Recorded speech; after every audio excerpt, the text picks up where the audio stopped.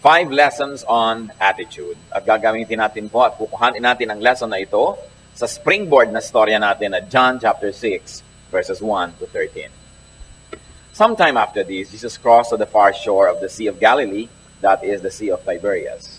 And a great crowd of people followed him because they saw the miraculous signs he had performed on the sick. Then Jesus went up on a mountainside and sat down with his disciples. The Jewish Passover feast was near. When Jesus looked up and saw a great crowd coming toward him, he said to Philip, "Where shall we buy bread for these people to eat?" He asked this only to test him, for he already had in mind what he was going to do. Philip answered him, 8 months' wages would not buy enough bread for each one to have a bite.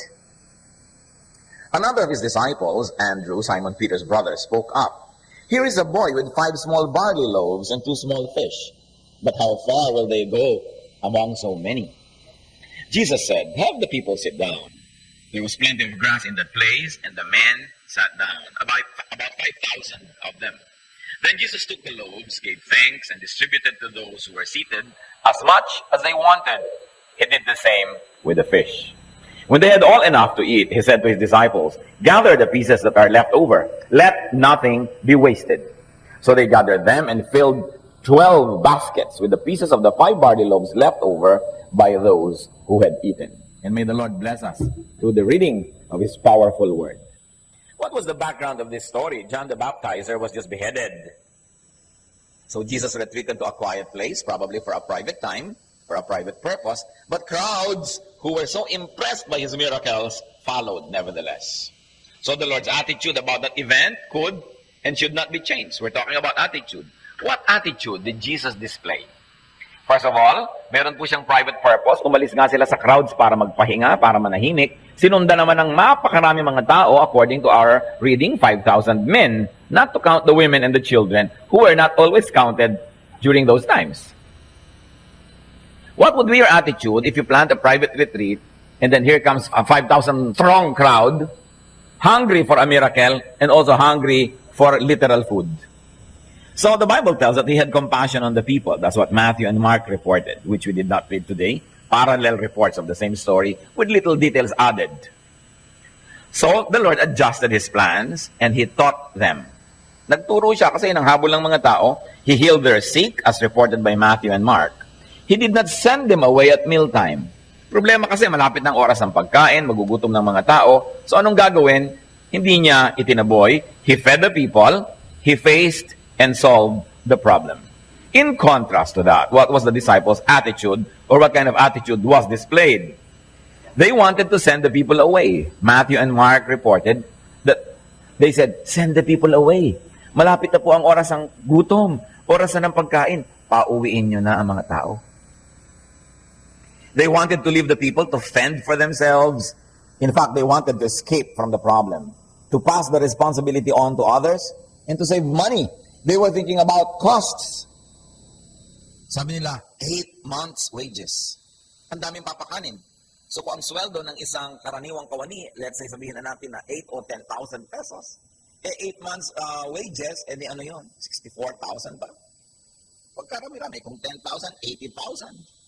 Yun ang halaga ng bibili nilang tinapay. At sabi, ni tigi-tigis ang kagat o tigi-tigis ang kurot. Hindi ba kakapag-tigi-tigis ang kurot ang mga tao na yun kahit ganun karaming tinapay ang ating bilhin. Philip worried about the cost. His attitude made him worry. Meanwhile, Andrew found a boy with 5 small loaves and 2 fish. But after finding such supply, questioned its sufficiency. Yung iba, walang nakitang anumang solusyon. Pero itong si Andrew, no? May nakitang bata, marahil ay isang pastol na nag-aalaga ng mga hayop sa lugar na yon. So may baon siya, pinagbalot siya ng nanay niya. Kung siya ay Batanggenyo, meron siyang binalot. Kung siya ay Hapon, meron siyang bento. No? Kung siya ay Thai, meron siyang Thai in a box. Meron siyang konting baon. Sabi niya, ito, may nakita akong pagkain, pero ano na ba naman yan? Sa dami ng kakain, edi halos ay baliwala din. His attitude led him to finding the initial solution. So, yung si Andrew, napaka-noticeable. He's a finder.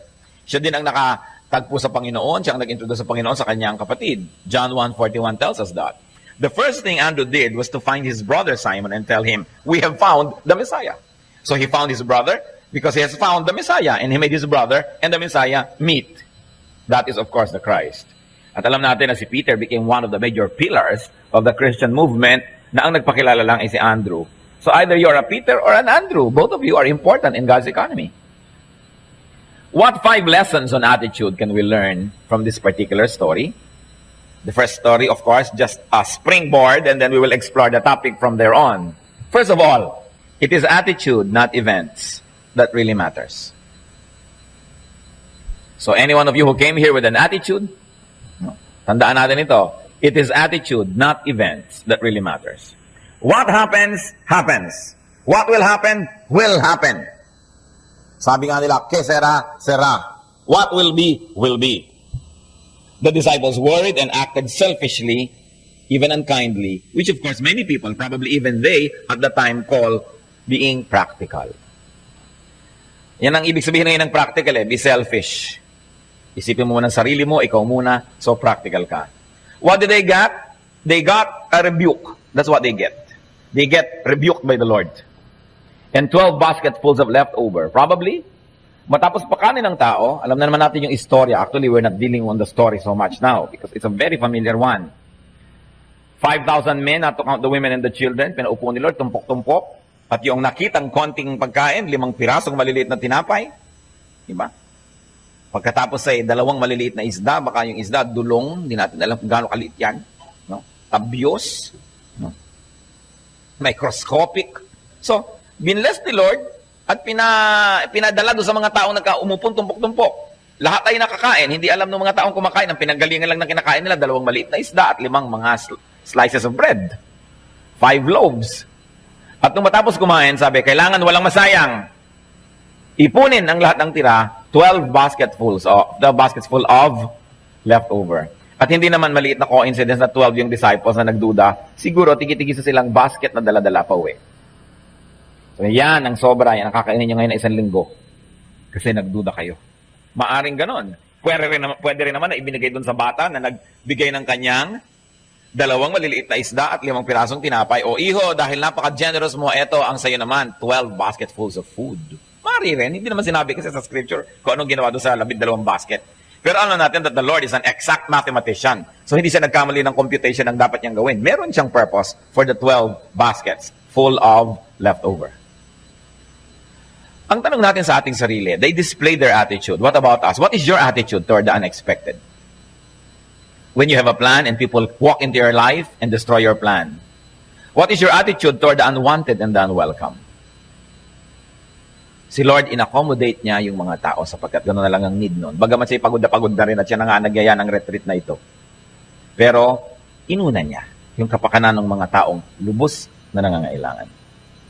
Yung iba, nasiraan ng loob, 8 buwan po na sweldo ang kailangan para makabili ng kapirasong tinapay lamang. That was an attitude. Meanwhile, Andrew displayed another attitude. He did something. Andrew did something, and in fact, he found food. He found a boy. And the boy also must be noted for his kind of attitude. The boy gave up and shared his meal. Kung kayo ba naman yung bata na nandoon, nasa malayo sa inyong bahay, nag-aalaga ng mga tupa, may baon kayo na good siguro for how many days yun? Hindi natin alam kasi yung mga tupa, palakad-lakad dyan. They are wandering, looking for grass and for drink, for water. I-ginibak niya yung pagkain niya. Alam ba niyang paparamihin yun? Alam ba niya na magkakaroon ng 12 baskets na tira? Hindi niya alam. Pero yung attitude niya, because it was very good, it became the springboard for blessing. 12 basketfuls of leftover. I like to believe, baka sa kanya binigay. Dahil na-reward siya for his goodness. So the boy turned the event into an opportunity for heroism. Different attitudes toward the same event.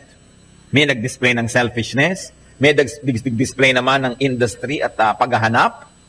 Meron naman na nag-display ng kanyang kabutihang loob, ibinigay ang kanyang pagkain. Ano po ang attitude natin pag may dumarating na ganyan? Meron tayong konti, may nangangailangan.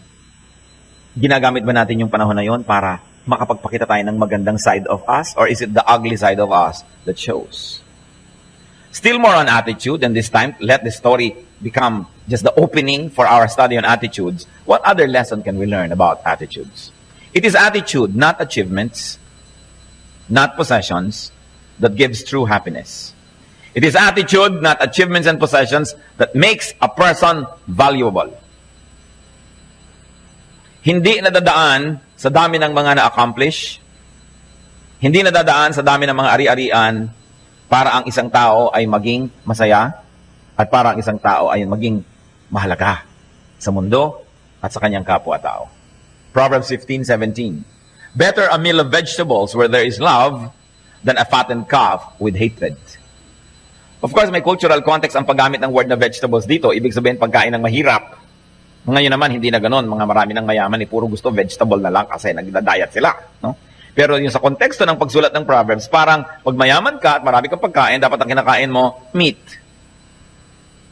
Pero ang sabi dito, better a meal of vegetables where there is love than a fattened calf with hatred. So, hindi nadadaan daw sa kung ano ang pagkain para sumarap ang kainan. Yan ay kung sino ang kasalo. So, napakahalaga yun. Ngayon, kung masarap na yung pagkain mo, magaling pa yung attitude ng kasalo mo at pati attitude mo, edi lalong nagdoble ang blessing. Maraming masasarap na pagkain ang hindi nakakain dahil walang gana yung mga magkakasalo sa mesa. Minsan, nagbabatuhan pa sila ng karne na yun. Dahil nagkakaaway-away sila habang kumakain. Luke 12:15, watch out. Be on your guard against all kinds of greed. A man's life does not consist in the abundance of his possessions. So it is attitude, not possessions, that makes a person rich. May mga tao na ordinaryong-ordinaryo lang ang income, ordinaryong-ordinaryo ang ari-arian, pero feeling rich. Kahit nakaupo lang sa balde ng Baguio Oil, nangunguyakoy at nagpapapedicure sa Blumentritt, no? Feeling rich. Umiinom ng sago at palamig. Parang feeling na niya, nasa Boracay siya. Wala yan sa lugar. Wala sa ari-arian. Nasa ugali, nasa puso, nasa attitude. To quote from someone, the thoughts in your mind are more important than the things in your life. Or probably going to give it a little variation. The thoughts in your mind are more important than the money in your pocket. Napakahalaga kung anong uri ng mga thoughts ang laman ng ating isip. Ecclesiastes 5:19. Moreover, when God gives any man wealth and possessions, and enables him to enjoy them, sasabihin niya, well, that is a beautiful life. Sinasabi dito ni Solomon that it is possible for a person to have wealth and possession, but that person is unable to enjoy those things. Kasabi, kaya kung meron ka na, napagkalooban ka ng kayamanan at mga ari-arian, napagkalooban ka pa ng kakayahan to enjoy it. Yan ang tinatawag na blessing. Kaya hindi yung halaga ng ating mga ari-arian, kundi paano natin pinahahalagahan ang ating mga ari-arian. It's not the amount. Sino ang wealthy person? Wealth is not correctly measured by how much you have, but how much you enjoy what you have. Yun ang talagang wealth. Kumisa nga, how much you enjoy what others have. Nakikipakinig ka sa radyo ng kapitbahay, nag-e-enjoy ka, that's wealth.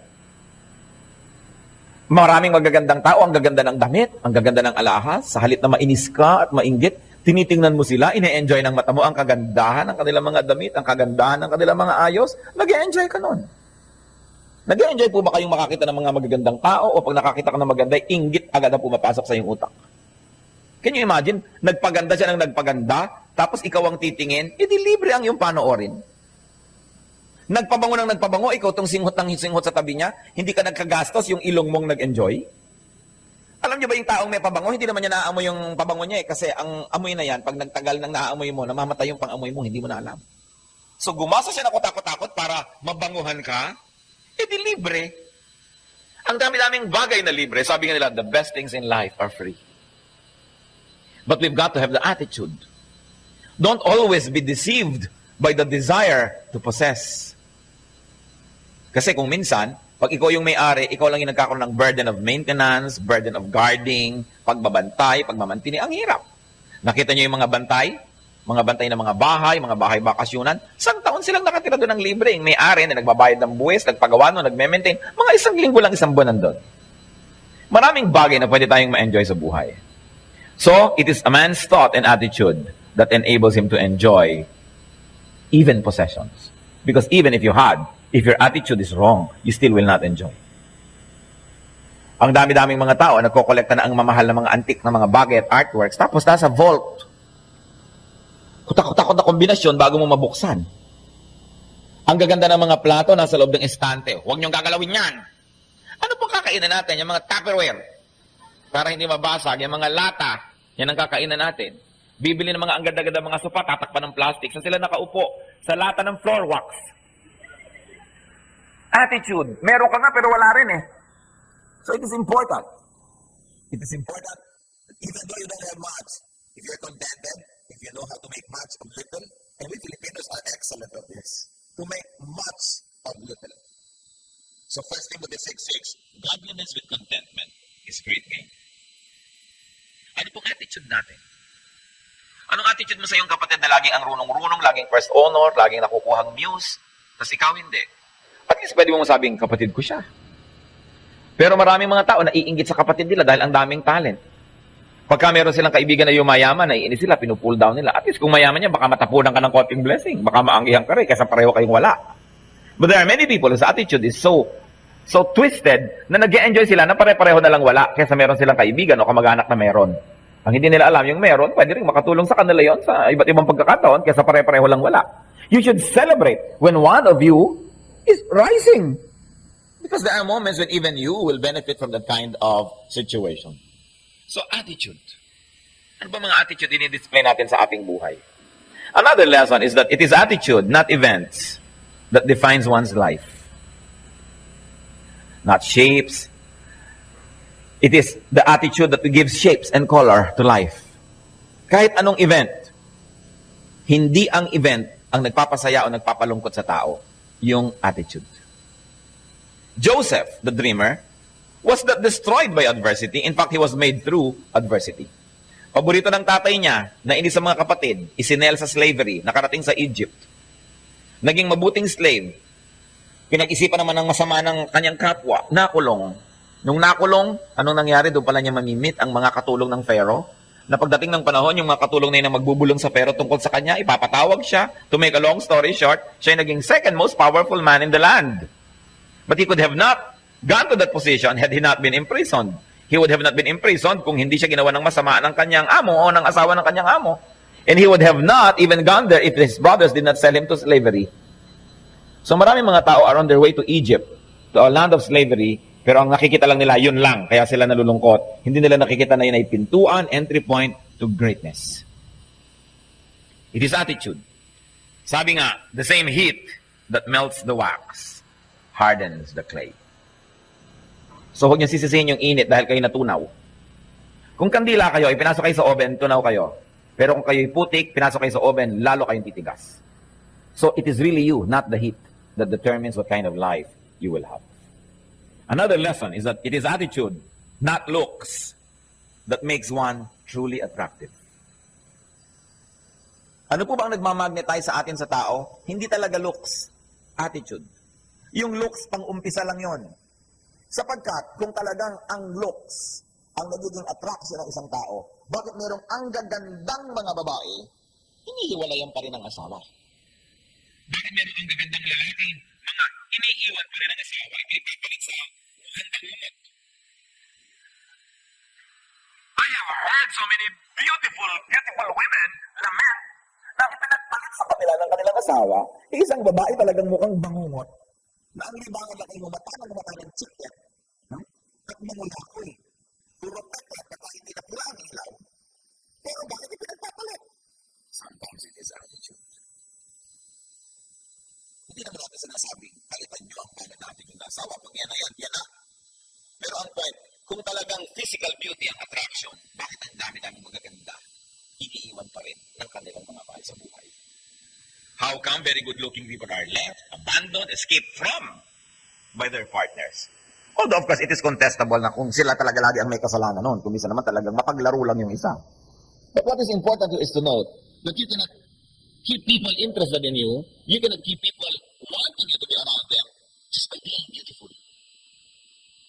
It is good to be beautiful. But remember, church, listen to this. What is good will definitely be beautiful. So it's not enough to just be beautiful. Be good. Because if you are good, you become beautiful. Yun ang napakahalaga. Improve your attitude more than your looks. Improve your attitude before your looks. Lalo marami yung tao na 3 oras na maayos ang buhok. Sa isang linggo, siguro 3 oras na katabad sa beauty parlor o sa gym. 3-4 na oras na nagbubuhat ng mga bakal na kung ano para gumanda. Hindi masama. Inaayos ang balat, inaayos ang muscle, ang buhok, ang ngipin, ang lahat na. Pero gano'ng karaming porsyento ng oras na yun ang ginugugol natin para ayusin ang ating ugali? Siguro kung kalahati man lang. Nalilimutan ba nating magsuklay, manalamin bago lumabas ang bahay? Pero naaalala ba natin lagi, teka, ano ba masama kung ugali kahapon na-display? Hindi ko na gagawin ngayon. Ano ba dapat maganda kung ugali gawin ngayon? Gano'ng karaming oras ang ginugugol natin para ayusin ang ating mga pag-uugali? Kaya it is not only looks. Although looks are important, but it's not all important at the expense of our attitude. Yung mga ibang tao sobrang blessed eh. Ang ganda-ganda na physically, ang ganda-ganda pa ng kalooban. Napakahalaga. At wag din naman natin i-ignorin yung ganda na skin deep. Importante rin yun. Sasabihin nyo, ano ba naman beauty? Beauty is only skin deep. Ano ba naman ang gusto mo makarating na hanggang pancreas? Yan, beautiful pancreas. Mga sour grape lang kung minsan yan ang iba, no? I-appreciate it natin yung physical beauty. Yes, why not? But, more than that, it is the heart that really makes people beautiful. 1 Peter 3:3. Your beauty should not come from outward adornment, such as braided hair, and the wearing of gold jewelry, and fine clothes. Instead, it should be that of your inner self, the unfading beauty of a gentle and quiet spirit, which is of great worth in God's sight.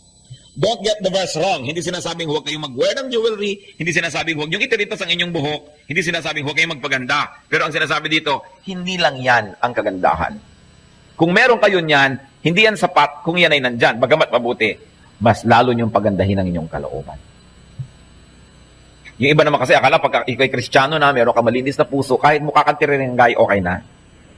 Mukha kang sabukot, yung pag nasa lubong mo sa dilim, ay mapapatakbo ka. I mean, malinis naman ang aking puso. Pero hindi ko makita yung puso mo, nakita ko yung buhok mong nakatirik. So, importante na maganda sa loob, maganda sa labas. Kaya nga po, binibigyan ko lang ng diin eh. Kung kalahati lang ng panahon na ginagamit natin sa pagpapaganda ng labas, eh inaasikaso natin yung kalooban natin, we would be wonderful, wonderful people. You brighten up a room just by entering it. But as it is, kahit ang ganda-ganda mo, kung ugali mo pangit, you brighten up a room just by living it. Kaya kasabihan natin, ang matatanda, bahay may palasyo kung nakatiray kwago, mabuti pa'y kubo kung nakatiray tao. Pero hindi naman sinasabing huwag kang titira sa palasyo. Kung tao ka na, nasa palasyo ka pa, edi double blessing. Ngayon, kwago ka na, nasa kubo ka pa. Sumpa ka naman ng kalangitan, isa kang mariing hampas ng langit sa bayan. Kaya kailangan ayus-ayusin ang ating buhay. Sa Isaiah 53 verse 2, dinidescribe po nito ni Isaiah ang Panginoong Jesus. He had no beauty or majesty to attract us to Him. Nothing in His appearance that we should desire Him. Yan po ang description ng propetang sa Isaiah tungkol sa Panginoong Jesus. Daan-daang taon pa bago siya nagsakatawang tao at isinilang sa lupa. Kaya mali yung mga artistic depiction na sobrang, ay ganda naman ang lahat-lahat. No? Sabi, He had no beauty nor majesty to attract us to Him. Nothing in His presence that we should desire Him. And definitely, hindi umiilaw ang kanyang ulo. Walang bilog sa ibabaw ng kanyang ulo. Kasi kung meron nun, ba't kinailangan pa siyang halikan ni Judas to identify dun sa madilim na garden? Hindi dapat, ayun, yung umiilaw, yun ang hulihin. So nakikita natin even yung mali, yung mga artistic depictions of the Lord. 1 Samuel 16:7, man looks at the outward appearance, but the Lord looks at the heart. Kaya napakahalagang yung puso uunahin natin. Hindi naman ine-neglect yung katawan, yung appearance, pero mas bigyan pa ng diin yung ating puso. Panglima, tungkol sa attitude. Attitude can be chosen. Pwedeng piliin kung ano ang attitude na ating palalabasin. Attitude is under your control. Proverbs 29:11, a wise man keeps himself under control. Huwag niyo sabihin, nawalan ako ng control kasi nakakainis siya eh. Kasi kung tuwing may nakakainis, nawawalan ka ng control, therefore, wala kang sariling orbit. Your life is shaped, determined, defined by the behavior of people around you. Wala kang kakanyahan, kasarinlan, wala kang pagkatao. Pero binigyan tayo ni Lord noon. 1 Corinthians 7:37, man is under no compulsion, but has control over his own will. So kung magdi-display ka ng galit, it is your choice. Magdi-display ka ng bad manners, it is your choice. You can choose to be good. You can choose to be bad. You can choose your attitude. Your attitude colors your world. But the nice thing about it is that it is your choice. Attitude can be chosen. Attitude can be changed. Attitude can be controlled. Galatians 5:22-23, discussing about fruit of the Spirit, a person full of the Spirit, but the fruit of the Spirit is, among others, self-control. Dapat natin gawing goal not to control others. Alam niyo, mga ibang tao, ang galing mag-control ng asawa, ang galing mag-control ng anak, ang galing mag-control ng mga empleyado, ang galing mag-control ng nasa paligid, pero hindi makontrol ang sarili. It is the most important conquest to control yourself. Philippians 4:11-13. Paul says, I have learned to be content whatever the circumstance. I know what it is to be in need, and I know what it is to have plenty. I have learned the secret of being content in any and every situation, whether well-fed or hungry, whether living in plenty or in want. Why? Because I can do everything through Him who gives me strength. Ano sinasabi ni Paul? Kaya kong gawin ang lahat sa pamamagitan ni Kristo na siyang nagbibigay sa akin ng kakayahan. Kaya huwag niyo sasabihin, hindi ko kasi kaya ang kontrol sa sarili ko eh. Hindi ko kasi, yung pituitary gland ko kasi eh. Yung sugar count ko kasi eh. Yung kasing bituka ko, yung abdo ko, yung kung sino-sino sinisi. Yung lola ko kasi. Alam mo, sabi kasi ni Freud, yung kung ano ng mga theories, we are in control of ourselves. That's what the Bible says. When you lose your temper, you usually lose. Kaya napaka-importante, pinipili ang attitude. What kind of attitude will I display today? If I am faced with a problematic person, what kind of attitude will I display? And remember this, people need love, especially those who don't deserve it. Kaya kung ang minamahal mo lang, yung kamahal-mahal, kahit naman mga hindi anak ng Diyos, ginagawa yun eh. Pero tayo mga anak ng Diyos, we have to be different. Sabi nga ni Lord, you have to be perfect because your Heavenly Father is perfect. To do something beyond what unbelievers are able to do. Choose your attitude and have the power to choose the quality of your life. The quality of your life is not dictated by the national GNP, by national statistics. The quality of your life is not dictated by geopolitics. It is not dictated by the exchange rate of the peso and the dollar. It is not even dictated by who will be the next president of this forsaken land. But the quality of your life is determined by your attitude. Ephesians 4:22-24.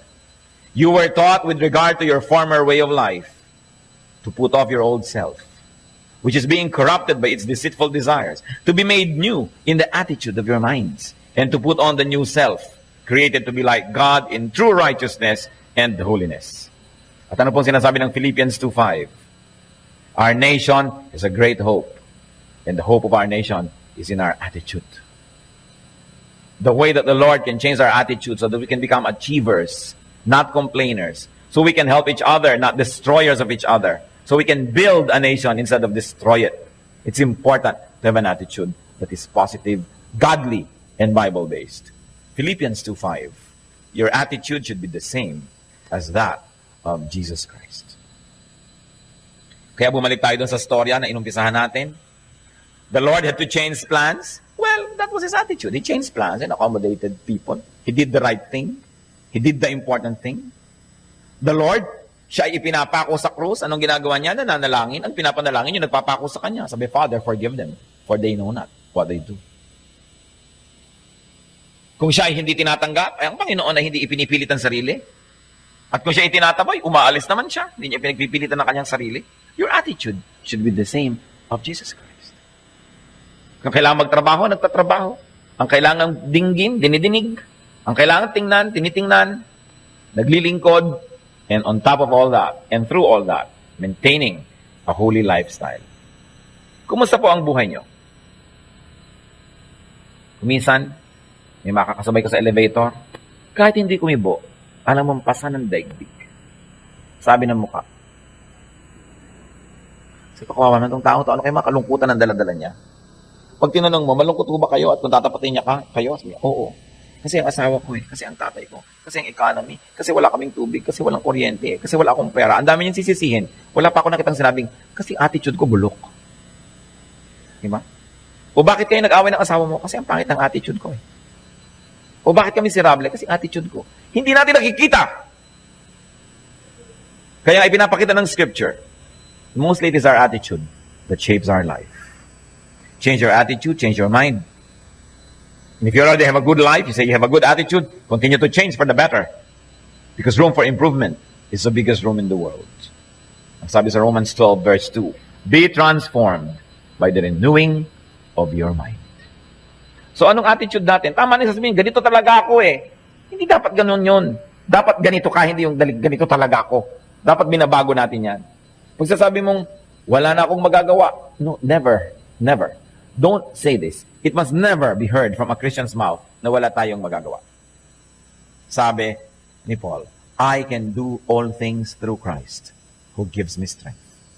Ano pong attitude natin ang dapat mabago? Lalo tayo kuminsan na may pera, may kapangyarihan, kuminsan hindi na tayo nauobligang magpalit ng ugali kasi magtsatsagaan naman tayo ng mga tao eh. Sinusweldohan naman natin sila eh. Tinutulungan naman natin sila eh. Tayo naman tong amo. Pero meron pa tayong amo na nandun sa langit na yung attitude daw niya ang dapat natin tularan. Dear Lord, we thank you for reminding us. Nawa makita namin, Lord, yung aming pananagutan sa mga gulo ng buhay namin, sa aming kalungkutan, mga miseries, maging paghihirap namin. Nawa makita namin kung ano yung aming personal na pananagutan at kung ano dito yung dahil sa aming personal attitude.